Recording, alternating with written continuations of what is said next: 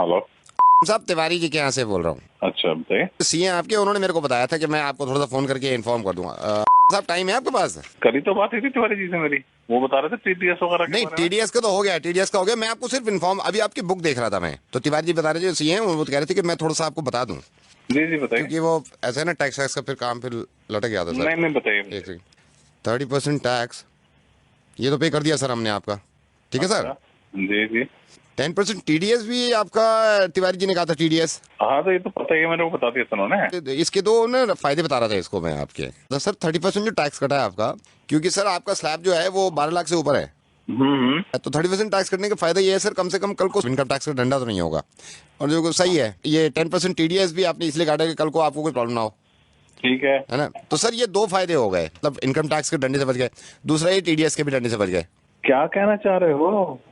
ये तो मुझे ही पता है। नहीं, मैं नहीं, कम से कम इस जिम्मेदारी से बच गए ना।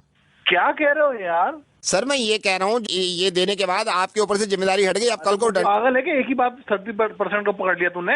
मेरे को पता नहीं है ये बात। ये तो पता है सर आपको। तो 30% टैक्स दे दिया तो इनकम टैक्स का डंडा आप पे नहीं पड़ेगा, आपकी जिम्मेदारी खत्म, आप बुरा मत मानिए सर। लेकिन इनका डंडा पड़ गया, ये क्या होगा फिर? यार रोजे रमजान में गालियां दिलवाएगा, क्या रह गया? सर ये क्या? सर 2.5% ज़कात है? 2.5% ज़कात।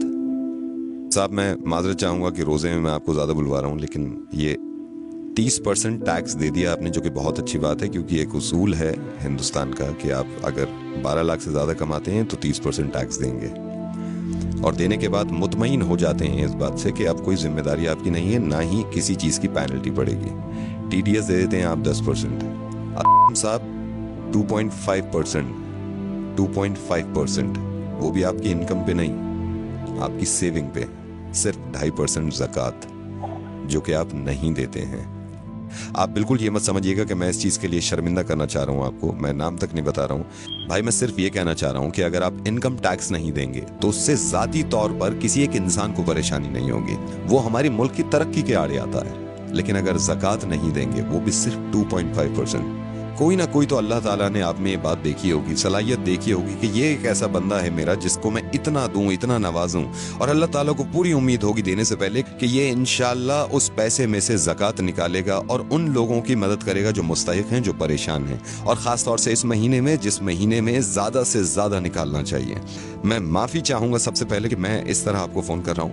मैं रेडियो मिर्ची से नवेद बोल रहा हूँ, असलम भाई, और इस बात की किना मत रखिएगा दिल में, वो आपसे मोहब्बत ही करते होंगे जिन्होंने ये बताया कि आप उन्हें प्लीज समझाइए कि वो ज़कात दिया करें, क्योंकि वो भी ये चाहते हैं कि आपकी आखिरत संभल जाए।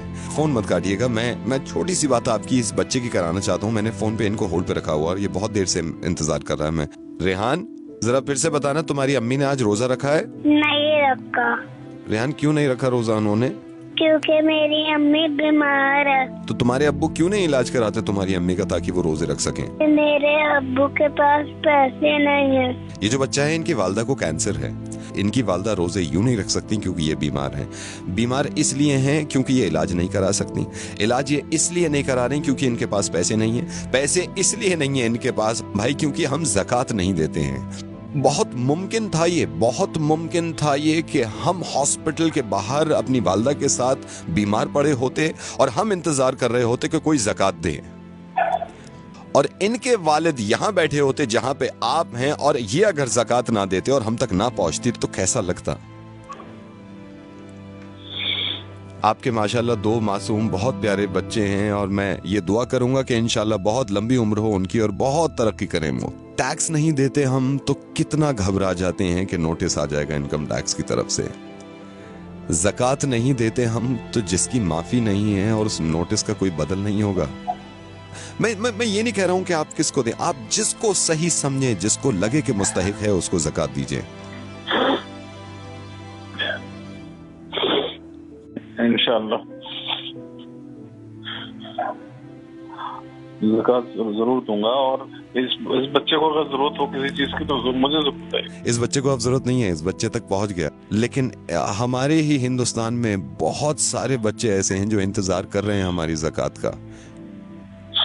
अल्लाह ताला अजर दे आपको इस चीज का, आपने अपनी जिम्मेदारी पूरी करी। एक जिम्मेदारी आपकी बन जाती है, ये जो आपने सुना है इस चीज़ को दूसरों तक पहुंचाइएगा और यकीन मानिए इस बात का कि इतने अच्छे कौम में लोग हैं, उनके दिल इतने अच्छे हैं, कहीं ना कहीं वो या तो भूल जाते हैं या थोड़ा सा मिसगाइड हो जाते हैं। इंशाल्लाह ज़रूर लोग एक दूसरे की मदद करेंगे और ज़कात निकालेंगे। मैं इंशाल्लाह फिर आपसे बात करूँगा। अल्लाह हाफिज़।